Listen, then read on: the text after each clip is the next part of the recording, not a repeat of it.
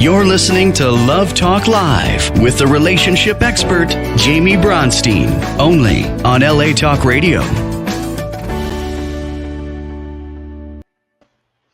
Hello and welcome to Love Talk Live. I'm your host, Jamie Bronstein, and today I have with me Alex Weber. Welcome. Hey, thanks so much for having me. Thanks for doing the show. I'm so excited to talk to you about lots of different things today. I too. Okay, so I'm going to read to the audience a little bit about Alex, and then we're going to get into some amazing, inspirational, and fun topics. Cool. So, Alex Weber is an international keynote speaker, award-winning host for NBC, competitor on the Emmy-nominated series American Ninja Warrior, and author of the upcoming book Fail Proof: Become the Unstoppable You. But Alex also knows what it feels like to hit challenges, self-doubt, uncertainty, and failures, and how you can overcome them. Alex gives you his system to be a leader in your life, realize your fullest self, and accomplish your biggest goals in your career, your relationships, and your life. So, Alex, Yes. let's start with, tell us just a little bit about yourself. Let's get into the childhood. No, I'm kidding. We're not doing a therapy session, but tell us about you. Tell us your story. How did you get into what you do, and what was the inspiration for your book? And then I'm going to ask you some questions about your personal dating life, and then we will get into some Ninja Warrior talking, and it's going to be great. Sounds good. Yeah. I've gotten asked about like my background before doing shows and things like that. And I often use the word chapters because there was definitely chapters of my life. I played Division I college lacrosse, was in a fraternity. That was a chapter. But I left that world of, it was supposed to go into finance, to basically in New York City, left it all to move out to LA because I was like, I really feel like I'm drawn to entertainment. And I ended up coaching lacrosse as my side job while pursuing entertainment, which was really interesting because I was a gatekeeper to these young adults' dreams of playing college lacrosse. I was the expert, I was the coach. And then I would change clothes in my car, take off the polo with the nice crest, and I would go to these auditions and acting classes and comedy shows where I was the person with the dream and other people were the gatekeepers. So it was I think back to those years, and it really showed me a lot of how people can lead other people, whatever that word means to you, as a friend, as a business, as a relationship, in either way of loving and caring, or in a way of like, you're not good enough, and maybe with me, you will be good enough. And that was kind of really what I learned in that. But I ended up winning U.S. Lacrosse Coach of the Year, and really felt then drawn to like, I love doing stand-up, and I went after doing stand-up comedy and TV hosting, and was doing stand-up and won an award. I first started out with American Ninja Warrior being a host for NBC. I hosted a new series, and I won an award doing that. And part of that job was to not only talk about the sport, but actually try the obstacles and like goofy fail.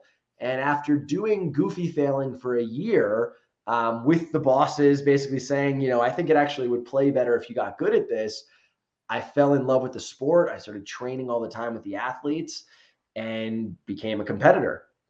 And so I went from a host to a competitor, and it's been in my life now for 6 years. And a few years ago, 2019, I kind of had the idea of, okay, I come from winning an award coaching, doing stand-up comedy and TV hosting.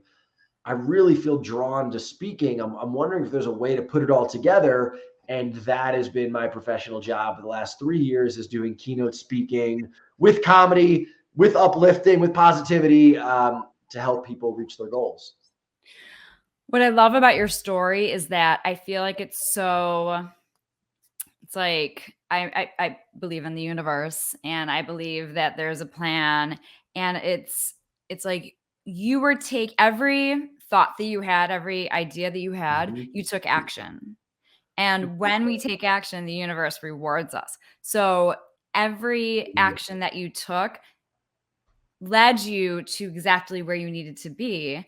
And it sounds like, and obviously, like there is so much more abundance and so many more opportunities even ahead of you that you have no idea for all of us. Right. But I love that you're walking the walk, because I'm Thanks. sure that you talk about following your dreams and listening to that voice inside and then actually taking action. You're walking the walk.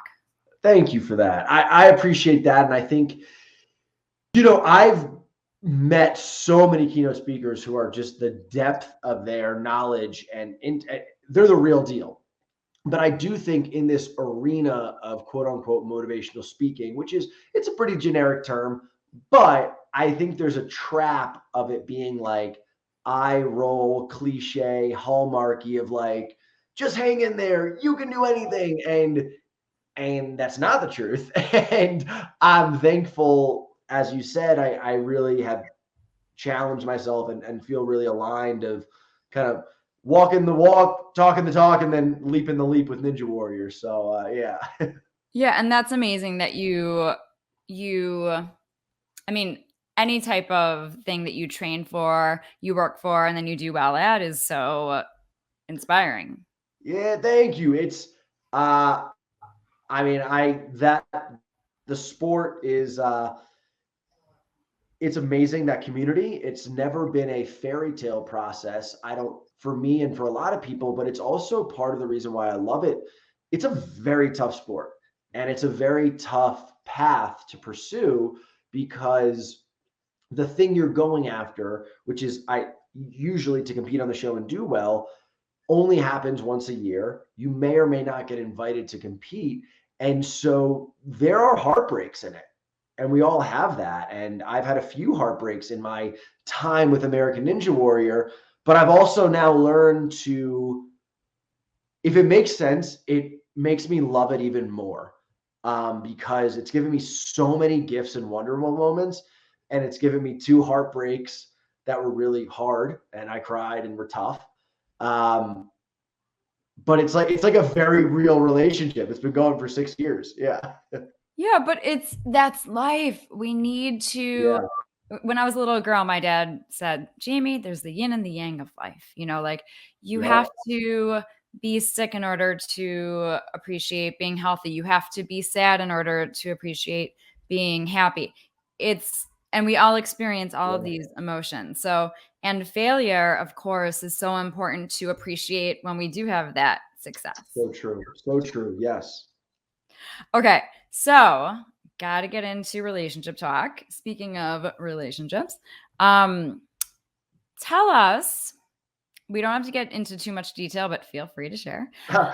I wanted to know from your experience with relationships, what are one, two, three? What are some things, some nuggets that you've learned from romantic relationships that you would like to share with the Yeah. audience about like what to do, what not to do, what you've learned has worked, has not worked, and you're laughing. And I love that you're laughing because Yeah.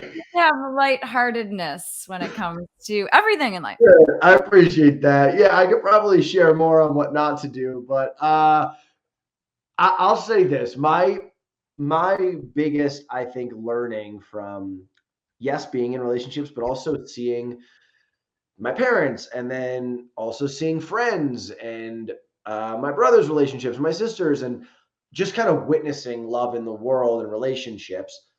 I think you're either on the same team or you're not. And I Mm. think there is a fork in the road.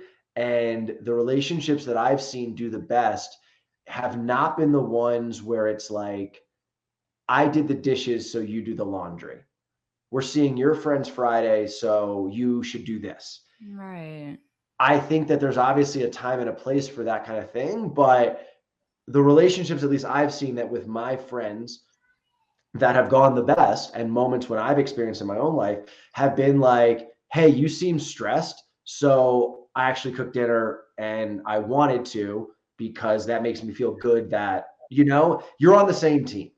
And I think that everything that happens after that journey is after that fork in the road of, are we headed down this path as teammates or are we headed down this path as like kind of one-upping each other, maybe Right. not always having each other's back.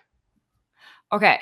I love that you're saying that, because that is exactly what I work with my clients. So you are onto something, man. I mean, you need to have that mutual unconditional love for each other, that support. You prioritize each other. You've got each other's backs. And what you were saying is what I agree with. When there's competition in a relationship, save competition for your friends. I don't even think there should be competition with your friends, but Mhm. save the competition for work, for anything else. But in Totally. your relationship, it should be all about love. And another thing that I think people have never really thought about is that your relationship truly should be your solace. It should be that Yeah. warmth at the end of the day, because there's enough stress in this world, and it shouldn't be the cause of the stress in your life. It should be your solace. And so That's a great way. sometimes when people hear that, it's very eye-opening for them. Yeah, you're so right. And I mean, especially like there's a lot of pressure on relationships, but again, like, I like that this word partner is trending. Like, it feels like it's very cultural now. Like people don't say boyfriend and girlfriend, they say my partner. And if if we actually like, okay, adhere to that truth of like, dang, well, now you got a partner in it. Like, that's great. You have someone who's got your back and can be with you. But it's tough to find that. It is. I have to say, okay, yes, okay. I'll say what I was going to say after. It doesn't happen every day. However, with steps to manifesting love, which I'm writing a book on right now, Love it. um, when you do these steps to manifesting love and manifesting not just anybody, but the right person Yeah. for you, it can happen. And it all starts with that self-love, which I'm sure that you talk about. Yeah, and you're saying something which I've realized more and more, and that's the season of life I feel like I'm in. And I mentioned I run a men's community, and it's big in with the men that I mean, we just open up about our lives every single week, so I know them very well, and they're cool, successful guys. Um, we're trying to be it, rather than seeking it, rather than because I've done that, and I've done the chasing and the seeking and longing and thinking like it's out there. And um, my goal is to this time really just build up who I am. One, so that I feel good solo, and two, like I think that the person that I'm really drawn to would be more drawn to that me. um yeah, I'm on the journey, so it's tough to say like, dang, they might not want me now, but hopefully they'd want me then. But I'm on the journey, and I feel like I'm becoming that me. Well, also, just to get you excited, the cool thing is that your person is looking for you also, or your person is getting ready to meet you also. And That's that's what beautiful. people That is forget. right. Like, That is you're doing the work, they're doing the right. work. Yeah. So I'm just sending so much light ahead. And can I please go to your wedding? Yeah, come on in. Thank you. Um, okay. What I wanted to say just quickly about partner is that for Yeah, me, I still like using significant other, because to me, I don't know, I think of like partner, like Buzz Lightyear, like in sure, Woody, sure, sure. not Buzz Lightyear, Woody. Like I just think of like partner. Yeah, So yeah, yeah. for me, I still like to use the word significant other, but that's just a Sure. personal. That's neither here nor there. Let's move on. I don't have one, so they can use whatever name they want. Yeah. Yeah.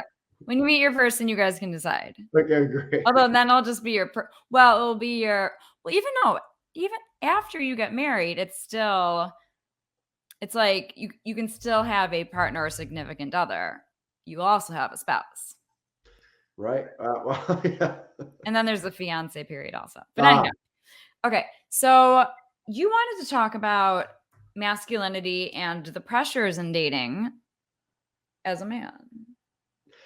yeah, and I mean, I guess that can take a lot of forms. I just know that I go through it at times. And again, running this men's community, I just see it with the guys, and these are like It's for high achieving men. And so these are guys that are like doing well in the world. But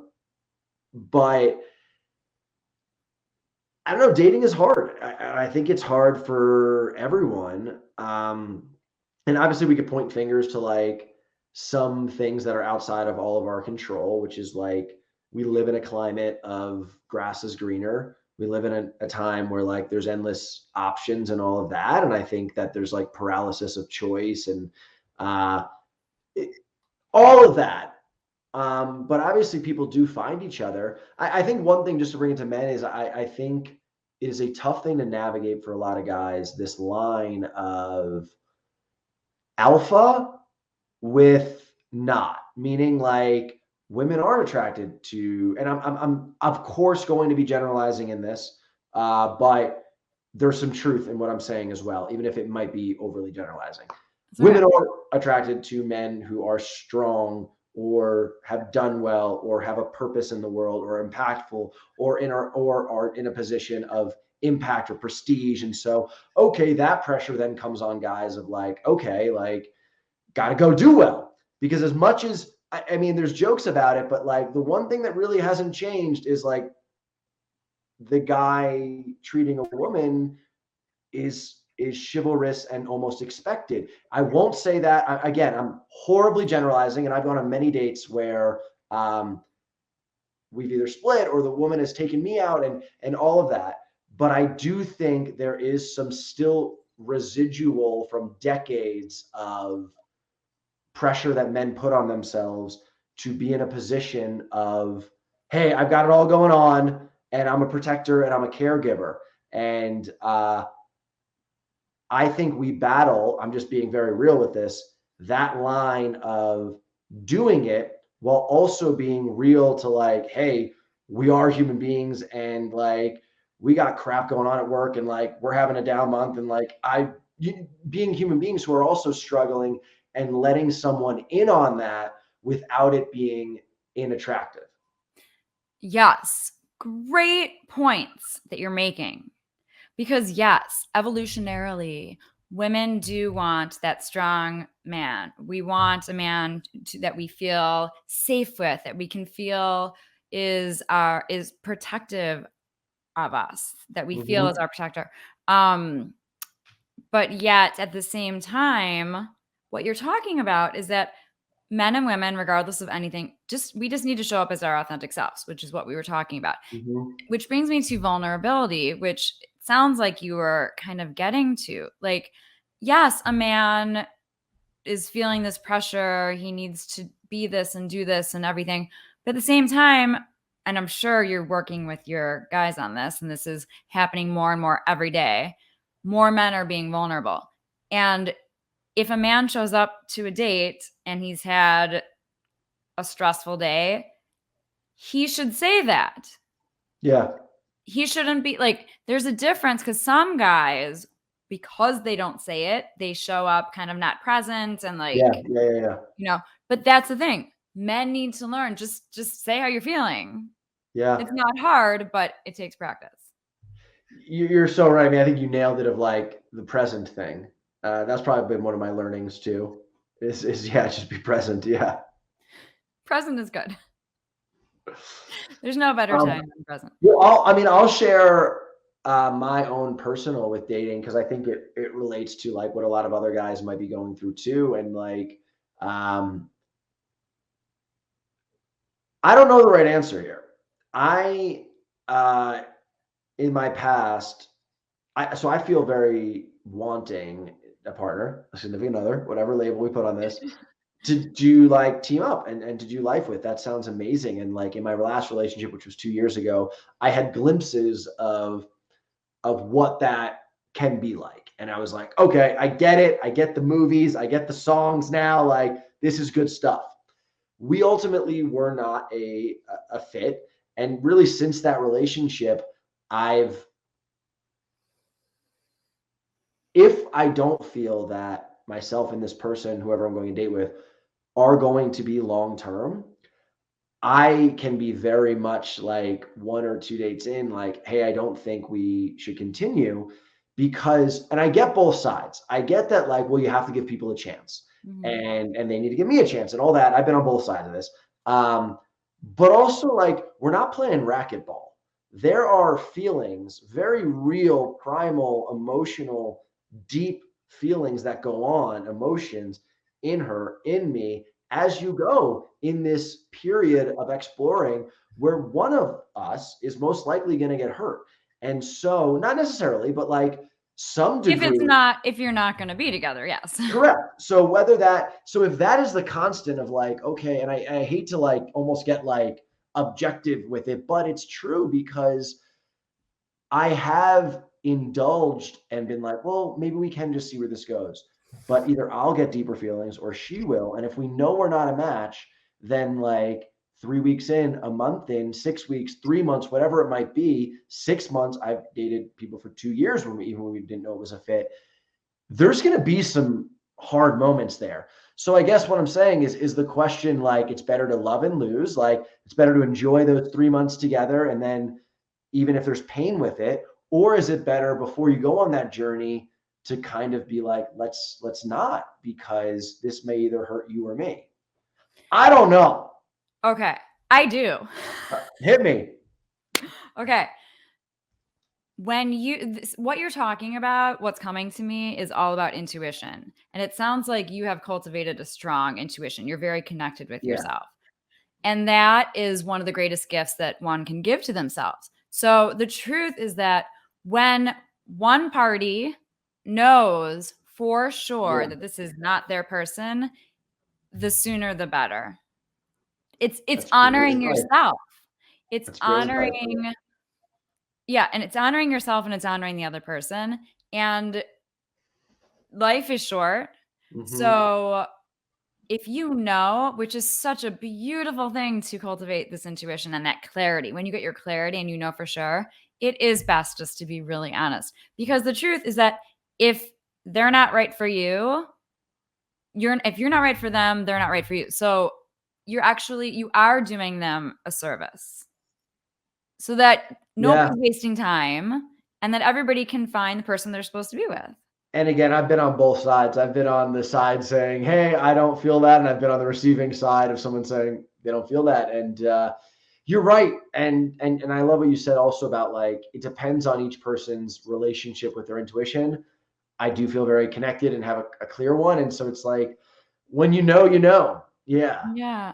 And it doesn't need to be, we need to talk. It can be as simple as possible.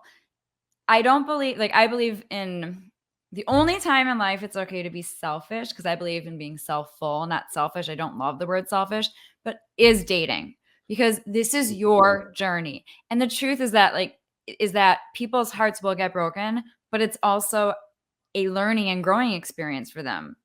So it's okay. And if it's not right, it's not right. Okay. But we need to move on because we only have 5 more minutes. This is what I want to talk about, because I need whoever's watching this to check out your Instagram. Okay. Because it's interesting to hear that you are in comedy, because, oh my God, you are so entertaining. Oh, thank you. This is what Alex does. He does these things, and maybe you can tutor me, because I've tried doing this. I don't understand how to do it. I tried it once. It didn't work. You do I know that you're on TikTok a lot, but he does these things where you're pretending you're 2 different people having a conversation. It is so effing funny. Thank you. I appreciate you saying that. You are so talented. You're so creative. Please teach me. But follow now this is a good time to plug. What is your Instagram? Yeah, thank you for saying that. It's I'm Alex Weber, 1B in Weber, just letter I, letter M, Alex Weber. And it's so funny too. That is back in my life in a newer way. I went for I come from comedy, and then when I got into like speaking in the book, I almost like turned down the dial on comedy, I guess because I wanted to be taken professional and serious. And I missed it. And then this summer I was just like, all right, let's let it rip, and whatever happens is whatever happens. You're bringing it back. Well, yeah, but this goes back to, that you just got to be your authentic self. And So I true. understand because Instagram is it's a platform. I mean, so a book publisher is going to see what you Sure. do, but you want them to see all of you. Very true. And you Very obviously got a true. book deal, so. Yeah, Okay. no, So say it again. Oh, no, go on, but I want you to plug your book also. Oh yeah, it's called Fail Proof: Become the Unstoppable You. It's on Amazon and Barnes and Noble and all that good stuff. And I am really proud of it. I mean, yes, career and ambitions and Ninja Warrior for all of us, whatever our high ambitions are, is in it. But also every piece of the book, I ran through what I call the arenas of life. So there's that, but then there's like relationships, so like love and family and friends, and then your personal, your heartbeats, your moments. So I'm proud of it, and it's been helping people. So that's been cool. Yes. Well, my goal is always to inspire, and it sounds like yours is also. And so, and I'm sure that because of your personality, there's probably some lightheartedness into it also, some humor. Yeah. Which is always helpful, and lots of good inspirational nuggets. Yeah. Sure. Okay. And so what about your website? Yeah, same thing. I'm Alex Weber, letter I, letter M, Alex Weber with 1 B. And that's, if you want to, speaking, organizations, companies, schools, truly a tremendous pleasure. And my men's group is called Men We Admire. And that is a support, connection, camaraderie for high achieving men to become men we admire. And do you work with men or anybody individually? I do. Yeah. I basically, because of how much, it takes a lot of heart and time to do it. So I have one spot that if there is someone who feels resonant and would like to work with me on that, please do reach out. But yeah. Hot ticket item. Okay. Well, and everybody always can find me at therelationshipexpert.com. Alex Weber. I don't know why I feel like calling you Alex Weber, but I just do. Thank you so much for joining us today. Follow this man. You're extraordinary. I will be following up because I will have to do a Zoom. I need that tutorial on how to do that. The best thing, because done. Amazing. You are amazing. You're extraordinary. Thank you so much for joining us. You're and incredible. Thank you, everybody, for joining us. Join us every week, 2 p.m. PST. Love Talk Live on LA Talk Radio. Have a great afternoon, night, everyone. Bye.